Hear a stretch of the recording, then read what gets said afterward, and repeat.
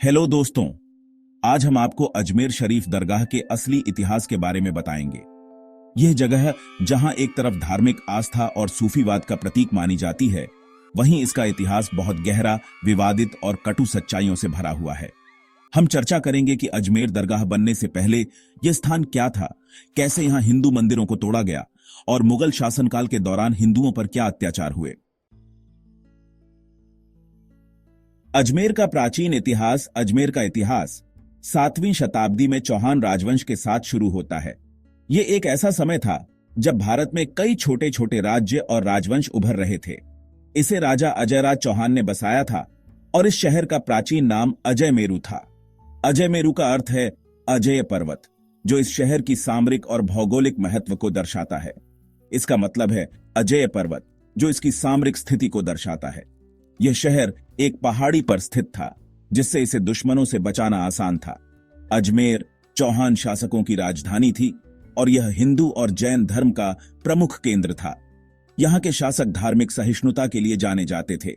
अजमेर के आसपास कई भव्य मंदिर थे और यहां जैन धर्म के तीर्थंकरों की पूजा भी होती थी।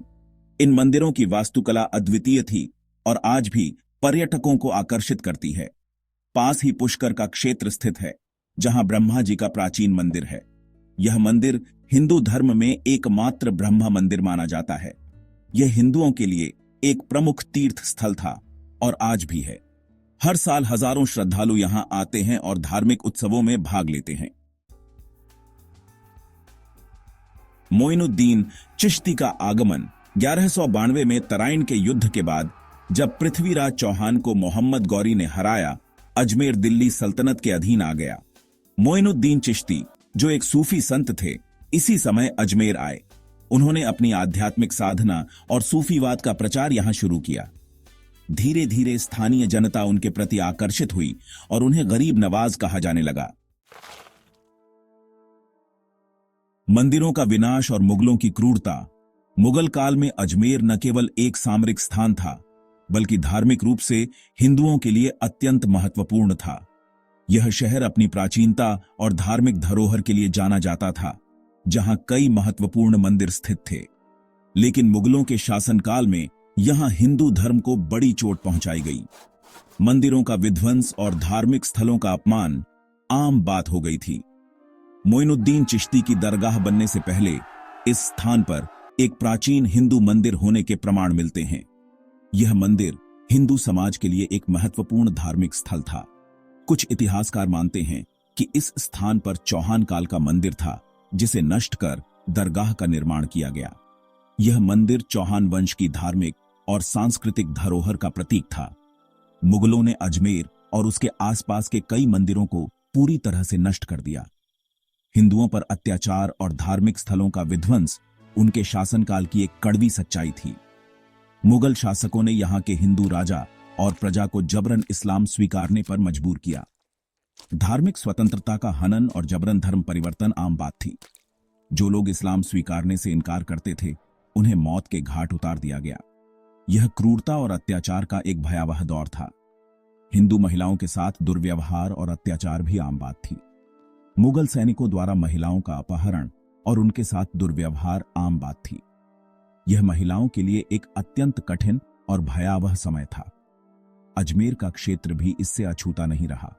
यहां के लोग भी मुगलों की क्रूरता और अत्याचार का शिकार बने।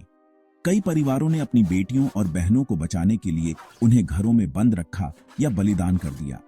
ये एक ऐसा समय था जब लोग अपने धर्म और सम्मान की रक्षा के लिए किसी भी हद तक जाने को तैयार थे। दरगाह का निर्माण।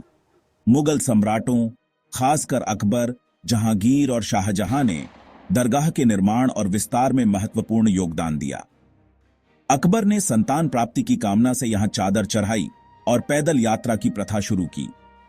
लेकिन यह भी ध्यान रखना चाहिए कि यह वही अकबर था जिसने कई हिंदू राज्यों को अपने अधीन करने के लिए बल प्रयोग किया और उनके मंदिर नष्ट किए।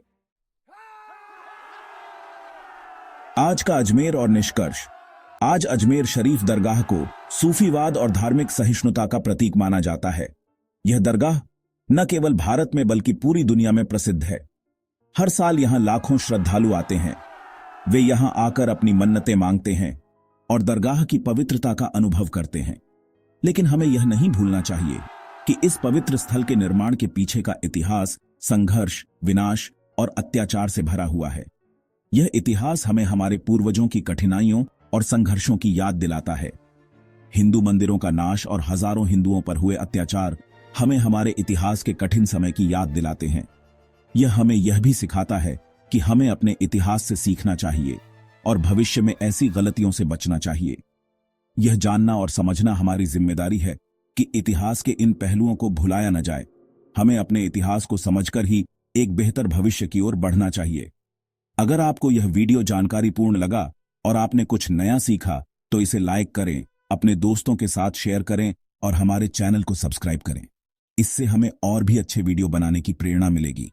हमें कमेंट में बताएं कि आप अगला वीडियो किस विषय पर देखना चाहते हैं। धन्यवाद। आपकी प्रतिक्रिया हमारे लिए बहुत महत्वपूर्ण है।